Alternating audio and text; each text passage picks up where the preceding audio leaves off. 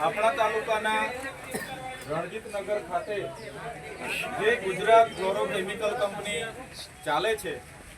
એ કંપનીમાં 30/9 રોજ જે પ્રકારના ઝેરી ગેસ અને કેમિકલ છોડવામાં આવ્યા એવા લોકોના સૂત્ર દ્વારા માહિતી મળી અને ત્યાં આપણા સામાજિક આગેવાનો સ્પષ્ટતા કરવા માટે ગયા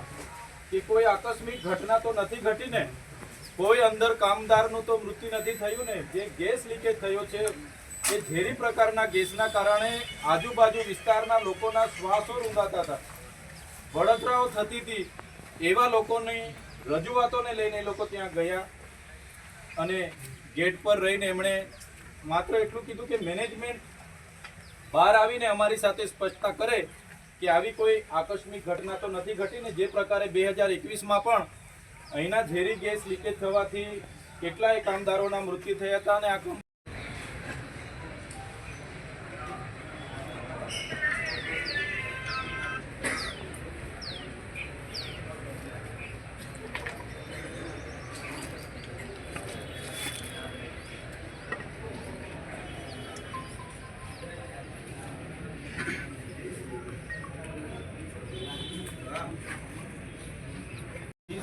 રોજ ગેસ લીકેજ કરવામાં આવ્યો અને જેના કારણે આજુબાજુ ગામના લોકોને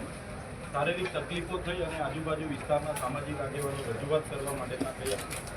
ત્યારે એમની એક જ વાત હતી કે આ સ્પષ્ટતા કરવામાં આવે કે શું થયું છે,